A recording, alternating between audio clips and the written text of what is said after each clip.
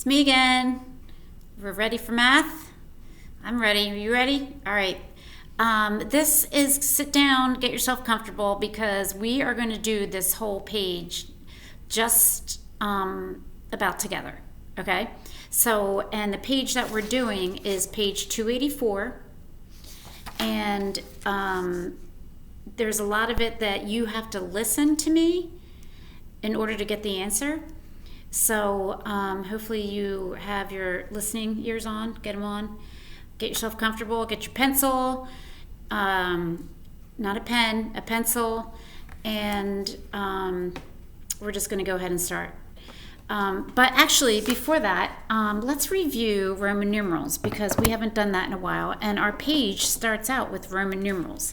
And I have all my Roman numerals here, and hopefully they won't be upside down.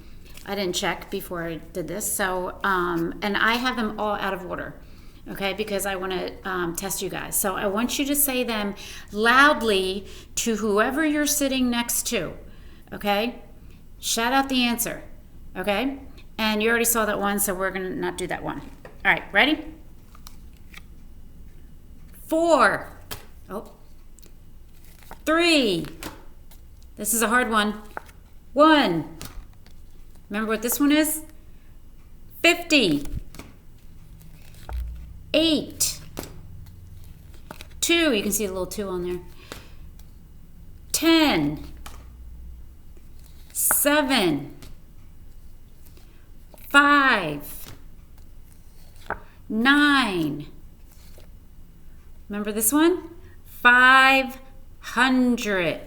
500. And how about C? Do you remember C? 100. Good job. And 1,000. 1,000. And this one, the last one, is 6. So hopefully you guys remembered all those. If not, you can rewind the video and go over them again. All right, so let's get working on our page. So number 1, it says write the numbers and the sum. So we're basically adding the Roman numerals. The first one has this, a V, 1, and a 1. And hopefully you remember that that is a 7. And this one is just 1, 1, 1. And that is a 3. And then there's a little plus sign there, so we're just adding them together. 7 plus 3 is 10. Okay? Now let's go to the next one. X is 10. So 2 X's is 20. Plus a V is 5. So 20 plus 5, 25. There's one more in that row that I want you to do yourself. So go ahead and do that. And if you have to pause the video, go ahead and do that now. I'm going to move on to number 2, and I'm going to say a number, and I want you to write the number that I say. I'm looking for my rag. Okay, 2A is 5 and 1/4. 5 and 1/4. All right, B is $904.07. $904.07. C is $52. No, it's not. Rewind, start over. 52,030. 52,030. And D is 5,006. And I just want you guys to know that I'm going to do another video following this, and we're going to go over all the answers together because I want you guys to check yourselves, make sure that you have the right answers down, okay? Especially with place value and money. I need to make sure that you guys are getting this stuff right, okay? All right, now we're going to move on to 3. And you are going to round the number that I say to the nearest 10. So for example, if I, now don't write this down, but for example, if I say the number 13. You're going to think in your head, 13 is in between 10 and 20.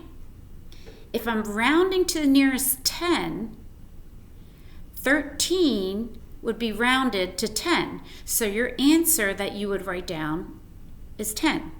Okay, so hopefully you understand that. All right, so 3A, the number is 56. Now you're not writing the number 56. You're writing the number, the closest 10. Am I explaining that right? You're rounding 56 to the nearest 10. Okay? And I'll give you the answer to that one just to make sure you guys understand what I'm doing. So 3A, I said was 56. 56 is in between 50 and 60. But which one is it closer to? It's closer to 60. So your answer for A should have been 60. Hopefully you understand that. If not, please, please, please comment below so I know if somebody isn't understanding. Okay? All right. We're going to go ahead and keep going. B, 17. You're writing down the answer that's that is the nearest 10. Okay, I say the number 17, but you are just writing down the nearest 10. And remember, your number always has to have a 0 in the ones place, okay? All right, C is 22. 22. D, I can't see it, 55. And E is 34. Okay, you got that?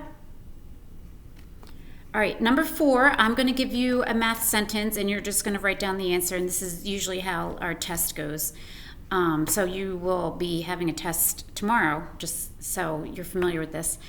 A is 4 times 5. 4A is 4 times 5. B, 10 divided by 2.